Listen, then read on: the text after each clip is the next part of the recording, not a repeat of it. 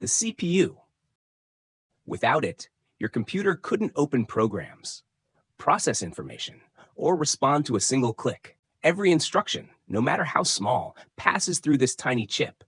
But despite being called the brain of the computer, the CPU doesn't actually think. It simply follows instructions, billions of them, every second. So how does a tiny piece of silicon manage to control an entire computer? Let's break it down. CPU stands for Central Processing Unit. Its primary job is to execute instructions. An instruction is simply a command.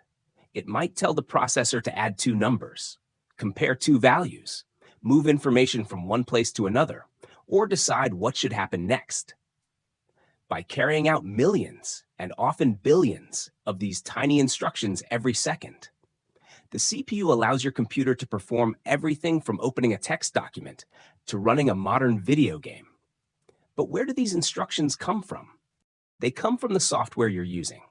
When you open a web browser, launch a game, or edit a photo, those programs contain countless instructions waiting to be executed. The processor doesn't receive them all at once. Instead, it works through them continuously, one after another, at extremely high speed. To do this, the CPU follows a repeating process.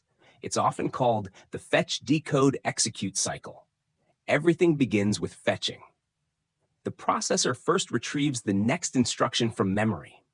Once it has that instruction, it moves to the second step, decode. At this stage, the processor determines exactly what the instruction is asking it to do. Should it perform a calculation, read information, write information, or jump to another instruction? Once the instruction has been understood, the processor performs the final step, execute. This is where the actual work happens. The calculation is completed, the comparison is made, or the requested action is carried out. Then the entire cycle immediately begins again. Fetch, decode, execute, over and over, billions of times every second. This constant cycle is what allows programs to run smoothly. But if the processor had to retrieve every piece of information directly from RAM, it would spend a lot of time waiting, and waiting means slower performance. That's why processors use another type of memory that's even faster. Cache memory. Cache sits extremely close to the processor. Instead of repeatedly asking RAM for the same information, the processor stores frequently used data inside its cache. Because the cache is much closer, the processor can access that information much more quickly. This saves time, reduces delays, and allows programs to run more efficiently. Although cache is much smaller than RAM, its speed makes it one of the most important parts of a modern processor.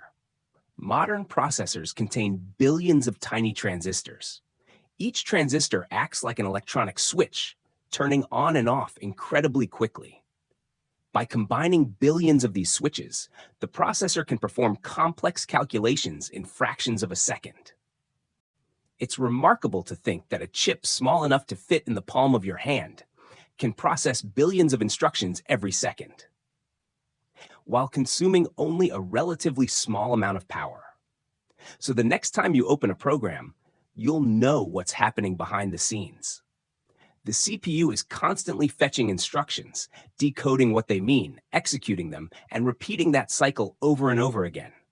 Not because it's thinking, but because it's following instructions with incredible speed and precision.